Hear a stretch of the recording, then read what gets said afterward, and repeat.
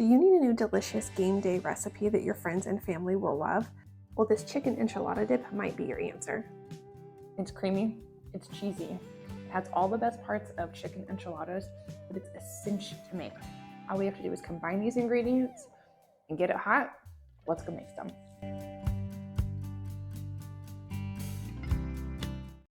Step number 1, preheat your Traeger or whatever pellet smoker you are using to 350 degrees. You can make this recipe in the oven. My oven stopped working about 6 months ago, so I make everything on the Traeger. One way or another, 350. That's your temp. Step number 2, assemble and measure your ingredients.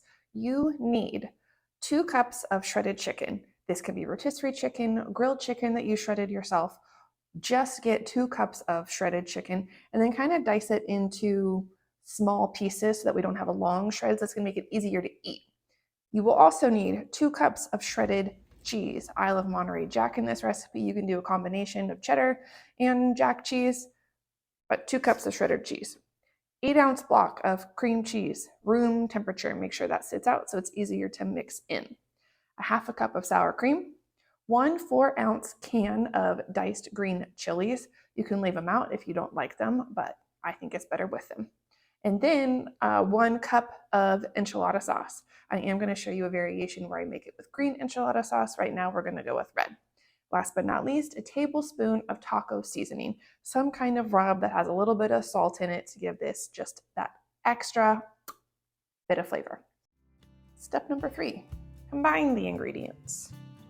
2 cups of shredded chicken, 8 ounces of room temperature cream cheese, tablespoon taco seasoning, half a cup of sour cream, 4 ounces of diced green chilies, 1 cup of red enchilada sauce, and now 1.5 cups of our shredded cheese. You can go ahead and be heavy-handed with that. We're going to save this for the top. Going to mix it to combine. So you're just going to mix that until the cream cheese is completely combined. This does look a little bit like a hot mess, but you know what? So do I sometimes. So love it anyway. Now you are ready to transfer your dip to your baking dish or 10-inch cast iron skillet like I have here. Now we're going to top it with the rest of that cheese we had saved off to the side, and you're good to go.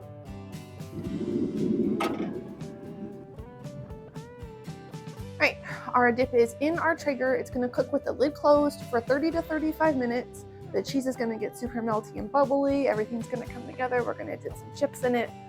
I can't wait for you to make this. You're going to love it. I mentioned earlier that you can also make this recipe with green enchilada sauce instead. That's actually my husband's preference. They're both delicious. You should give it a try. Let me know in the comments which enchilada sauce is your favorite, red sauce or green sauce. Now we can check on our red enchilada dip. It's been cooking for 30 minutes and it looks fantastic. This is the perfect dip texture. It's crazy hot. Do not burn your mouth when you go in for that first bite, because you know there's nothing worse than like hot melted cheese stuck to the roof of your mouth. So you're gonna have to wait a second. Oh, all that. Alrighty, let me know if you make this. Give the recipe a try. I've got a couple different recipe variations. You can also get the blog post with the shoppable recipe card, all those ingredients and all that stuff over at fancyaproncooking.com.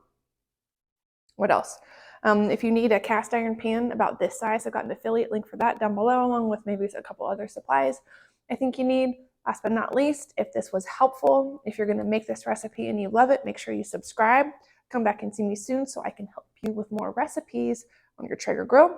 We're going to take some things that could be kind of hard, and we're going to make them a little bit easier. Bye, guys.